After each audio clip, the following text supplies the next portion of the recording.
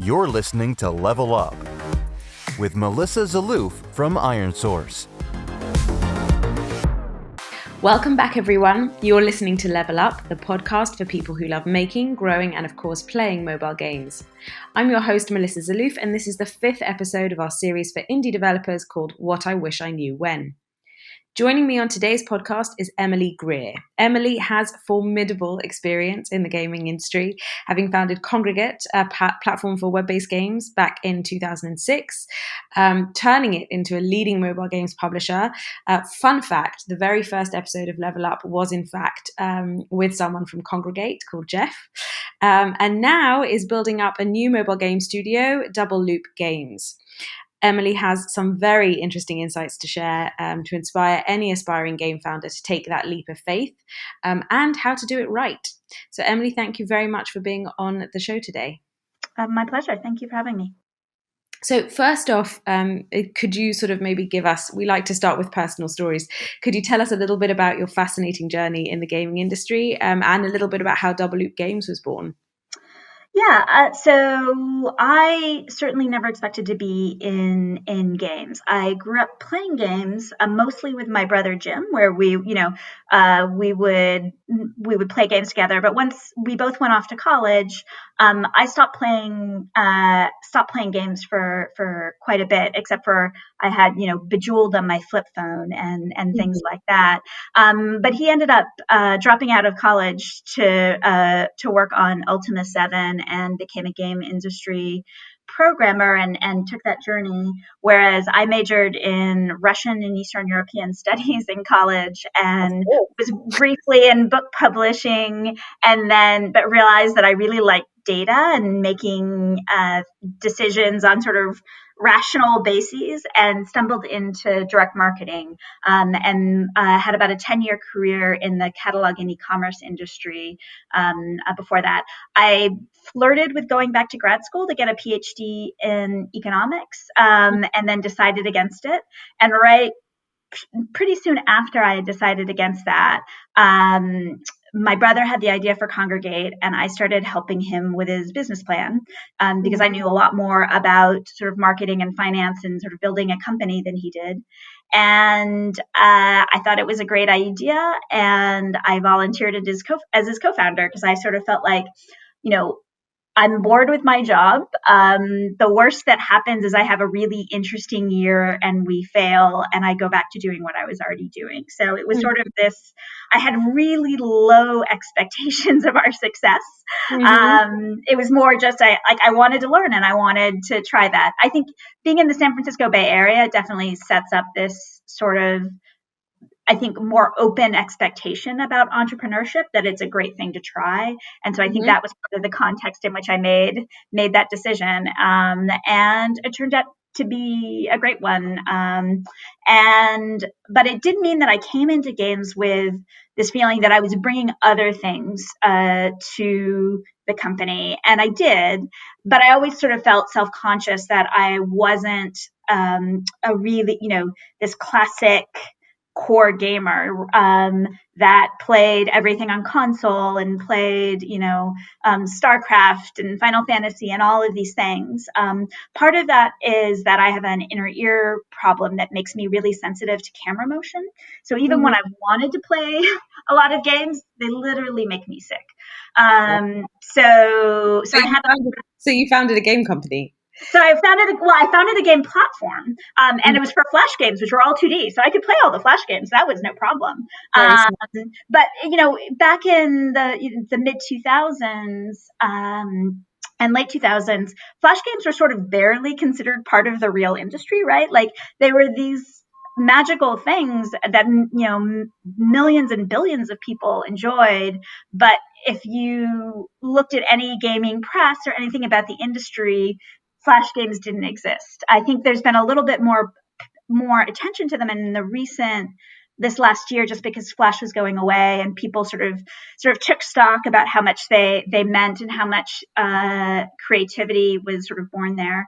But it was really underappreciated. So I was part of the game industry, but I was a little bit to the side.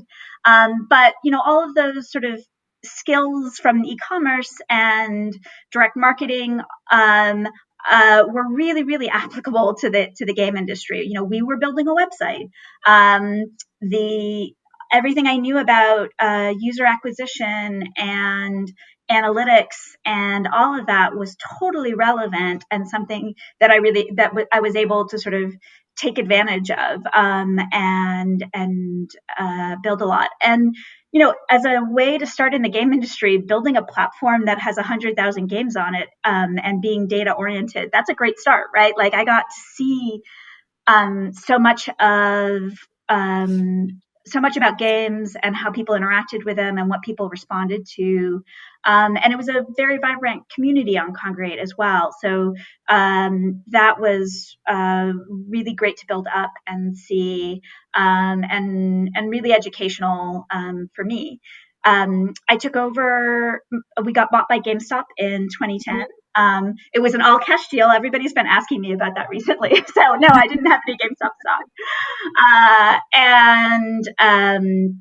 A few years later, I took over as CEO. My brother was ready to do something else. And that's when I decided to take us into mobile, because that was clearly where, the game industry was heading. And we couldn't be a platform on mobile the way that Kongregate had been on the web. But the core of what we did was help independent developers distribute and monetize their games and connect to players. And we could do that on mobile as a publisher. So we started publishing third-party games, including Adventure Capitalist being a big hit. Burrito Bison was another one. An Animation Throwdown. We did quite a lot there. And then an interesting thing happened, which is, all through this, I'd sort of become known in the game industry, particularly for doing free-to-play talks. But I still had sort of imposter syndrome because, I played Flash and mobile games, right? That was what I played. That was those aren't the real games. But then the team started joking about the Emily test, because the games that we were evaluating that I played more than 4 or 5 sessions, the ones that I got really into were nearly always the hits. And there were some games that we ended up signing because I was like, I can't stop playing this. And they did really well. And I realized that what had felt like a weakness was actually a strength, that I represent sort of the big mass market of adults who play games, who may play games quite a lot and play games pretty intensely, but don't think of themselves as gamers. Of course. And, if you see that in the mobile audience stats, I think for the US, it was something like only 30% of people who play mobile games think of themselves as gamers. And that includes the vast majority of men as well as women. But on average, they play an hour a day. That's a lot of playtime, right?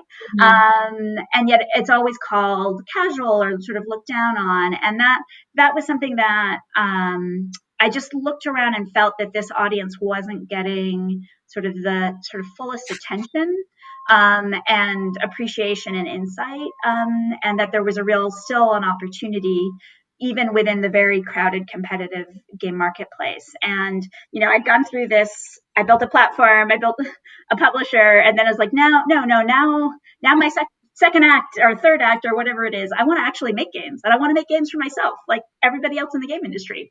But I'm a little different from other people in the games industry. So that was the idea. Kongregate had a great existing audience and history, but I was sort of ready to do something smaller and also really be able to focus on specifically this audience, which would be hard to out of Kongregate. And so I decided to leave and start a studio. So that's how I got to Zeloof, and we focus on, making games for me. But in particular, we sort of focus on making games that are deep and are social and community experiences, which is something that I think is sort of underserved within this market.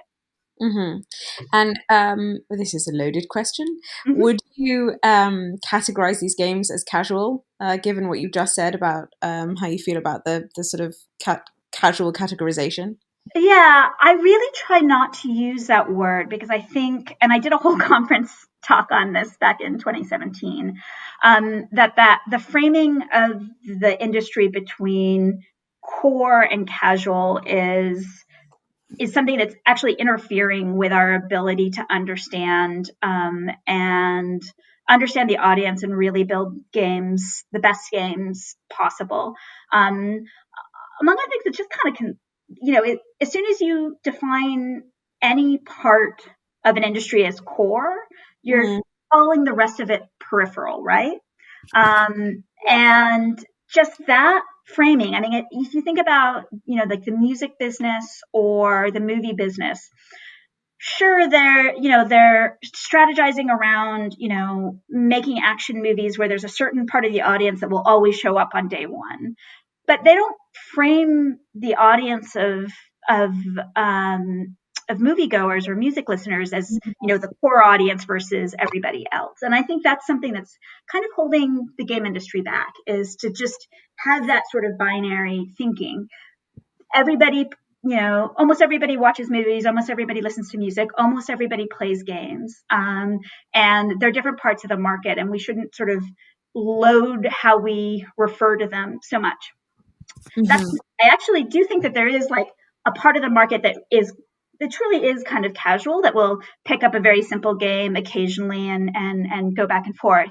I think and just only play very simple games once in a while. I think I call that kind of true casual, and I think hyper casual is often something much closer to that kind of casual. But if the depth to which people play so-called casual games, I think is, and the sort of engagement and the expertise and the depth is can be really, really profound, and calling it casual is a misnomer.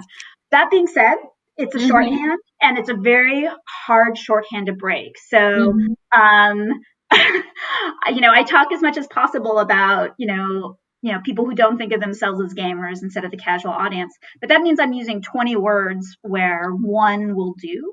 And so often I will fall back and say casual, even though I hate it. But I haven't come up with a good replacement. So I understand why people still use it.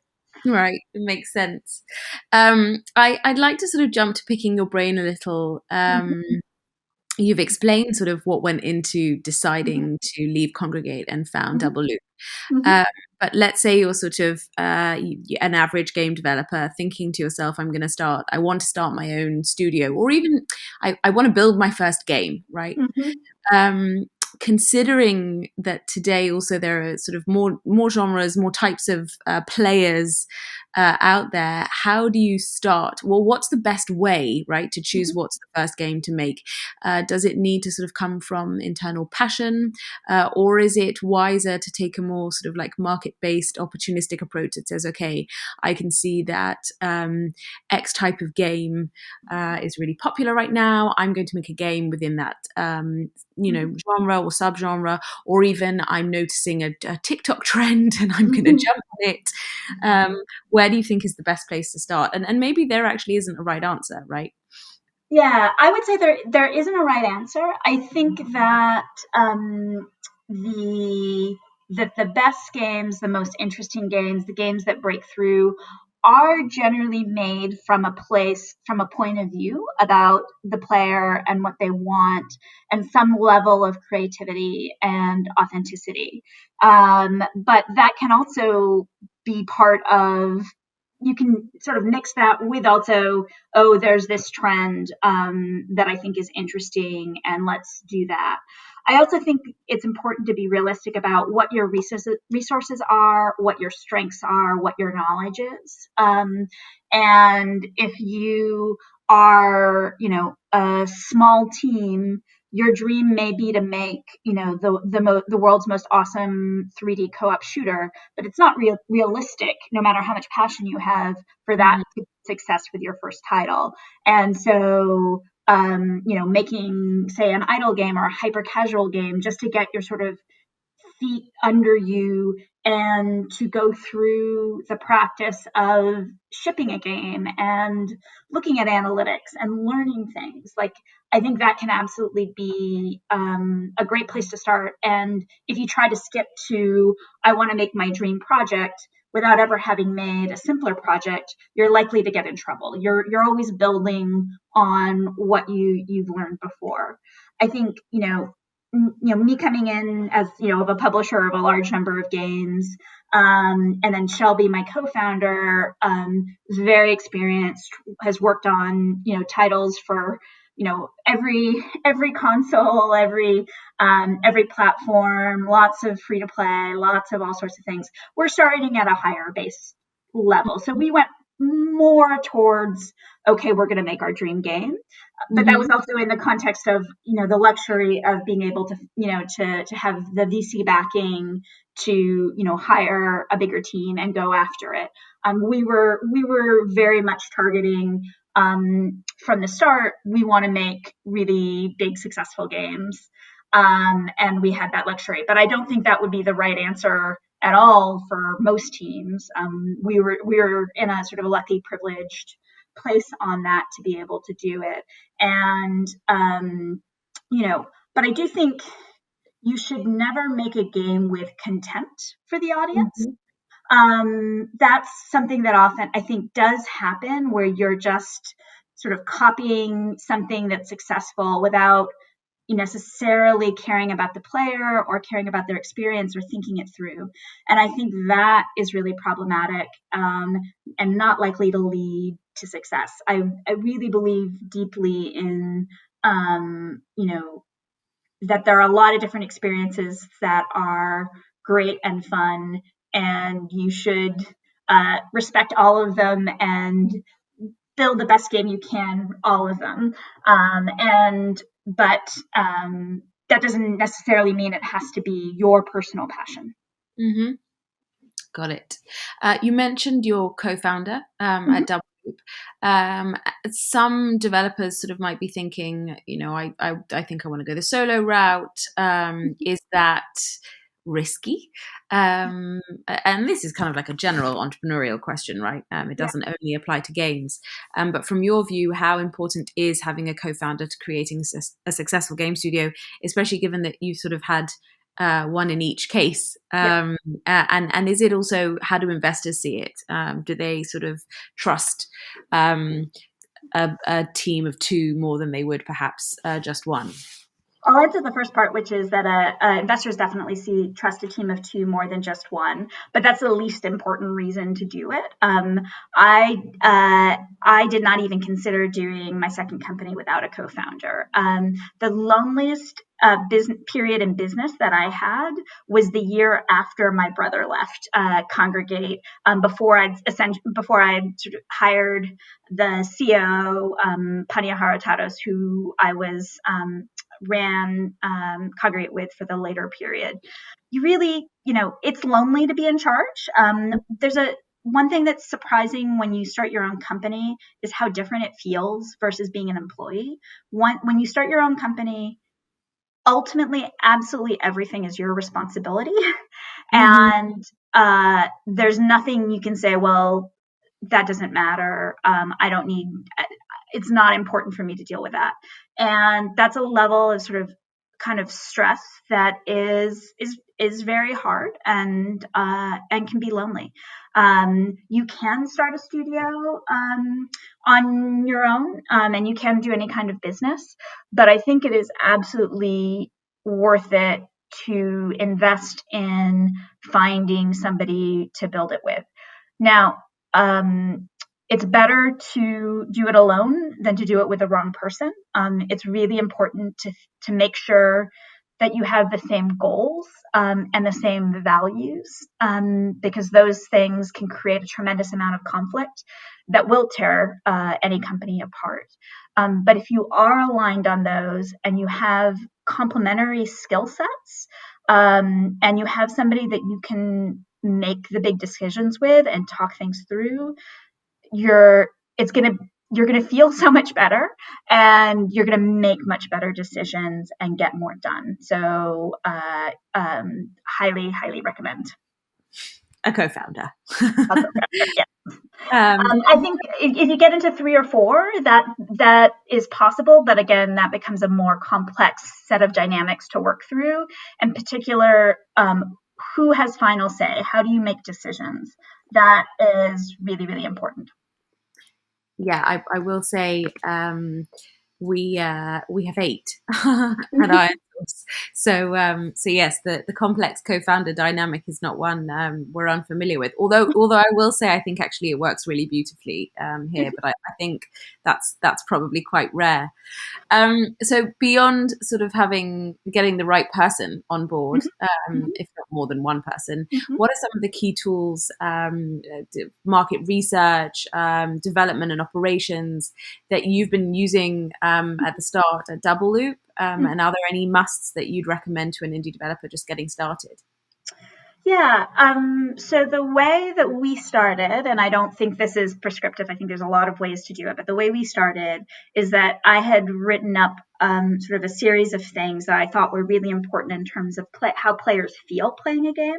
And why it was important in their lives. And then Shelby and I and Shelby agreed with them, and we talked about what our pillars were for games. And then we brainstormed a lot of ideas in a lot of different genres, actually, that we thought could meet them. And then from there, we went and did market research on the market size and various other things about those ideas. As it happened, the idea that we had liked best and sort of the market research information that we came back and agreed that our number one thing was probably a good idea. And then we spent quite an extensive period of time as a very small team, me, Shelby, our engineer, Min, and our art director, Graham, prototyping. And we prototyped something like 25 or 26 mechanics. We really tried to take that time of creativity and experimentation with a really small team before bringing anybody in and building the full game. We felt like exploring that really let us get to something interesting and something innovative, and without the pressure of a whole team needing something to do. Mm-hmm. Makes sense. It seems like you've just done everything in a very optimized fashion. That's the impression I'm getting. You've mentioned before that you want to focus on creating sort of kind of a place for people to connect and community. And I think elsewhere that you want to create very powerful social mechanics in your games. And this is something I think. And I might be sort of jumping off a little bit, but in the pandemic, I think people, in some ways, found, they were connecting online with people more than ever, for better or for worse. And I think games was a big part of that. Do you think that first of all, do you think we've seen a big improvement in the sort of social mechanics of games in the last year? And do you think there's more room for improvement moving forward?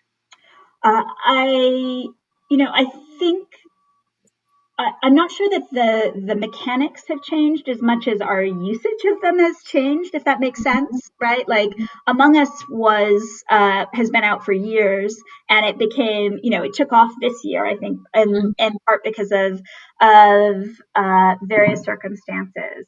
I personally have a point of view that the social mechanics in games for the so-called casual market have been relatively weak, in part because it's a lot of puzzle games, and puzzle games don't lend themselves very well to cooperative play, and sort of real sort of strategizing and the kind of cooperation you get in guild play in a lot of MMOs or mid-core games. And that I think that there is a lot of room for innovation and interesting things to happen for that market. But also, I think we're an interesting set of creatures, and I would never say anything is sort of tapped out or we're not going to keep discovering new things. I think we will keep discovering new things in all genres. I just think that there's more opportunity in the one that I'm attacking, which of course I would, or I wouldn't be, going after it. We all you have to believe something strongly to say, let 20 people, let's spend the next 3 years doing this or whatever it ends up being. Yeah. Very true. Yeah. What have been some of the main challenges and particularly unexpected obstacles you've experienced so far at LevelUp? Which I imagine is actually going to be a really interesting question, because from what you've described today, you anticipated a lot of different challenges and knew what you needed going in.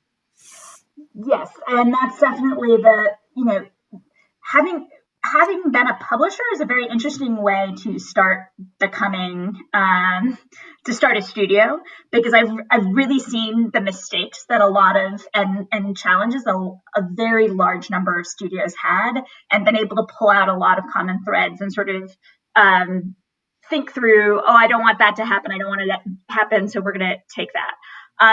But obviously did not anticipate a pandemic, and did not anticipate that we'd be building up our studio in a situation where, we can't even meet some of our new employees in person. There's multiple people who work for LevelUp now who I've never met in person, and that's a little strange. And I think we were lucky in that we had done all of that prototyping as a team, mostly in person, and had gotten through about 3/4 of it when the pandemic hit last March. So we were able to move into the sort of more settled part of and directed part of development. But it's a challenge, and figuring out how to build company culture in this very fragmented online space, and how do you build up sort of knowledge and trust between people in this. But it's analogous to building trust and relationships in online games too. So I think it's something that has been challenging in different ways. I think we're doing okay. I'm really, really excited for the possibility that, everybody's vaccinated and we can have an offsite and actually meet each other sometime this year. But I also think that we've learned things that will be helpful in making the game. I think that's the main thing that's been unexpected. The other thing is something that isn't public, and so I can't talk about. If we have an interview in 2 months, I can tell you about it. But unfortunately, how intriguing! I'll do it today. Yeah, that is how you ensure you get invited back on the podcast in 2 months. But fair enough. We will wait with bated breath. Yeah. So last question. Which is one we ask everyone. What's the one thing you wish you had known when you were at the beginning of your LevelUp journey? Or I will also say, if you can also answer this from the Kongregate perspective, but the beginning of the journey, one or the other. So the thing that I wish that I'd known before we started LevelUp was that that we really needed to think very, very carefully about in how much we as founders would be able to contribute as individual contributors to the game, and how much work we were really going to be able to do personally on the game. That's a classic founder trap, is that you always underestimate how much work there is on business development and fundraising and administration of taxes and payroll and all of that. But I think we sort of fooled ourselves that because we had the split where I focus on that and business and publishing and fundraising, that Shelby would really be able to spend kind of all of her time as a full-time contributor. And that was true while we were prototyping, but when we left that stage and started expanding the team and getting to kind of more of a full development state, that she was carrying both a load of creative development and leading development just quickly became kind of overwhelming. And, she started to be a little bit of a bottleneck on development that was, hard on her and a little frustrating. And, we really should have hired at least sort of one designer to support her earlier in the process, or some other kind of support. Because once you get into a hole as a founder, there's always going to be so much work. It's really something that you need to. Becomes really hard to dig out of. We're at a point now where we're able to do that, but it put a lot of kind of stress on her and on the development that I really wish hadn't happened. So, my general recommendation is, as a founder, whatever you think you're going to be able to do for the game, cut it in half and make sure that there is some redundancy, because there's going to be a lot of time when you need to put your time to other things, and you can't do everything. You can't be just a regular team member in a larger team, and that's an easy mistake to make, and we made it. I think that's actually probably quite sage advice for any entrepreneur. But this has been super interesting. Thank you very, very much for being on the show, Emily. Kind of feel like we could probably talk. I'd love to go back and have a whole session just on casual versus core, but probably not for right now.